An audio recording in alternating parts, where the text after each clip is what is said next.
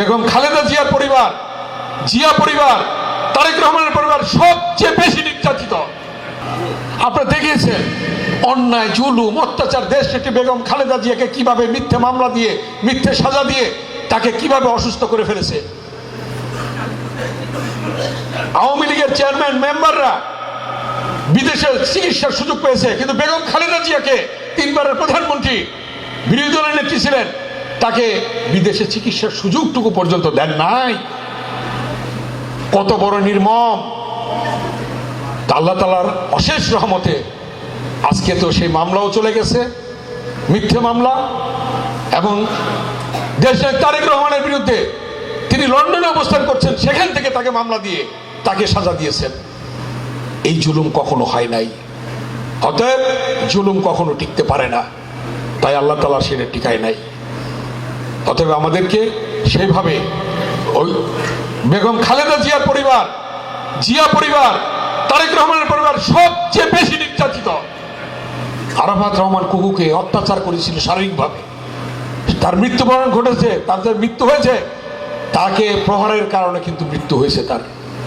আজকে তার পরিবারের দিকে তাকান, দুটি মেয়ে, বাবা বলতে পারছে না। আজকে জিয়া পরিবারের দিকে তাকান, দেশটিতে বেগম খালেদা জিয়ার কি অবস্থা। আজকে তাকান তারেক রহমানের দিকে, সে কোথায় রয়েছে, কেন আসতে পারছেন না। অতএব সকল কিছু চিন্তা করে তারপর নিজেরটা চিন্তা করবেন যে আমরা তো তাদের চেয়ে বেশি নির্যাতিত নয়, কি কথাটা ঠিক কিনা। অতএব সেটা চিন্তা করে আপনারা বুকে সেটা ধারণ করে আপনারা সেভাবে আগাবেন, সেভাবে আমাদের আগাইতে হবে, সেভাবে আমাদের কাজ করতে হবে। নিজেদের মধ্যে ঐক্য রাখতে হবে, নিজেদের মধ্যে সকলকে সমঝোতা করে চলতে হবে। সেই কঠিন সময় আমাদের পার করতে হবে। সেটা যদি করতে যাই, কে কোন পদে থাকলাম আর না থাকলাম সেদিকে তাকানো যাবে না। কে পদ পেলাম, কে পেলাম না, সেটা চিন্তা করা যাবে না। বৃহত্তর স্বার্থে আমাদেরকে ঐক্যবদ্ধ থেকে সামনে নির্বাচনে আমাদের অংশগ্রহণ করতে হবে। সকলকে এক থাকতে হবে।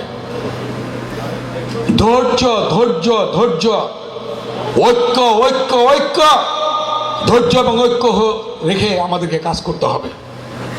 এই জিনিসটা দয়া করে আপনারা মনে রাখবেন।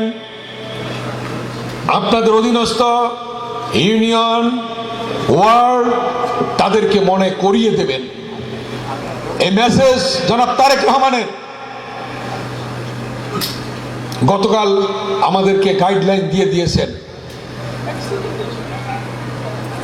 আমি আপনাদের সামনে যে কথাগুলি বলছি, বিএনপির ভারপ্রাপ্ত চেয়ারম্যান জনাব তারেক রহমানের বক্তব্যই আপনাদের কাছে তুলে ধরছি।